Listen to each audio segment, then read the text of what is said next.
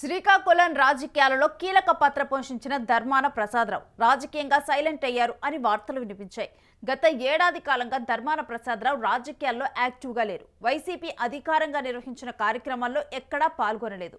ధర్మాన కుమారుడు రామ్ మనోహర్ నాయుడు రాజకీయ వారసుడిగా ఎన్నికల్లో పోటీ చేయించాలి అనుకున్న వైసీపీ అధినేత జగన్మోహన్ రెడ్డి అవకాశం ఇవ్వలేదు. శ్రీకాకుళం అసెంబ్లీ స్థానం నుంచి పోటీ చేసిన ధర్మాన ప్రసాదరావు ఓడిపోయారు.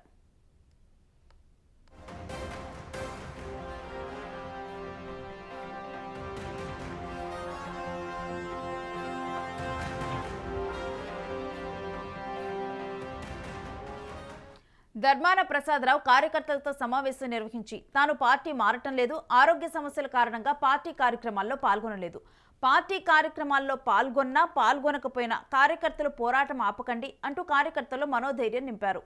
రీకాల్ చంద్రబాబు మేనిఫెస్టో కార్యక్రమాన్ని ప్రజల మధ్యకు ఎలా తీసుకువెళ్లాలి అనే దానిపై క్యాడర్కి దిశానిర్దేశం చేశారు.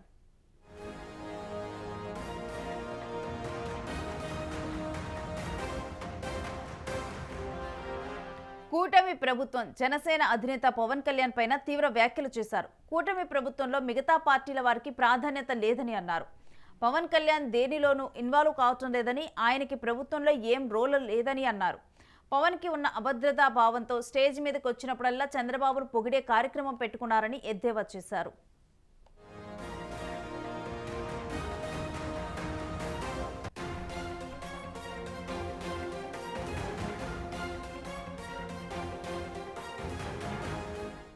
రాష్ట్రంలో ఉన్న కూటమి ప్రభుత్వం అనే మాటను కార్యకర్తల బుర్రల్లో నుంచి తీసేయండి, దాన్ని టీడీపీ ప్రభుత్వం అనే సంబోధించాలని ఆయన క్యాడర్కు సూచించారు.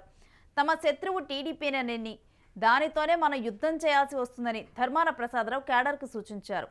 మహిళలే చాకచక్యంగా ఉన్నారు, వారే ప్రభుత్వాన్ని మార్చగలరు, మహిళలను చైతన్యపరచాలి, సోషల్ మీడియానే ఆయుధంగా చేసుకోవాలని ధర్మాన ప్రసాదరావు సూచించారు.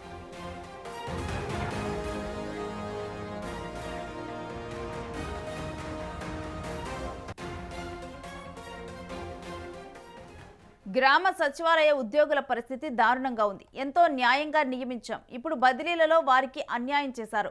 లంచం ఇస్తేనే మంచి ప్లేస్ ఇస్తున్నారు, వాలంటీర్లకు దారుణంగా అన్యాయం చేశారు. వచ్చే ఎన్నికల్లో గెలుపు మనదే, అప్పటి వరకు ప్రజలను చైతన్యపరచాలి అని అన్నారు.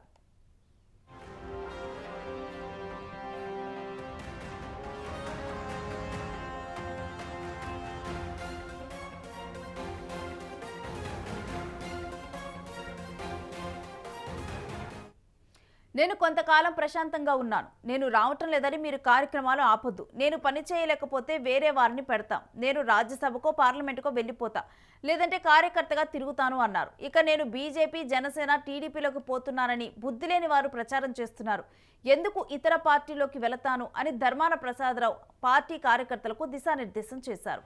సో ఎట్టకేలకి కూడా ధర్మాన తన మౌనాన్ని వీడారు. ఇన్ని రోజులు కూడా యాక్టివ్గా ఆయన పార్టీలో పార్టిసిపేట్ చేయటం లేదు, తన కొడుకుకి టికెట్ ఆశించారు కాబట్టి టికెట్ రాలేదు కాబట్టి ధర్మాన పార్టీ వీడతారు అని చెప్పి కూడా అందరూ భావించినప్పటికీ ఇప్పుడు ధర్మాన యాక్టివ్ అయినట్లుగా, అంటే తాను వచ్చినా రాకపోయినా కానీ తమ పోరాటాలని తామే కొనసాగించాలని చెప్పి కూడా కార్యకర్తలకు దిశానిర్దేశం చేశారు.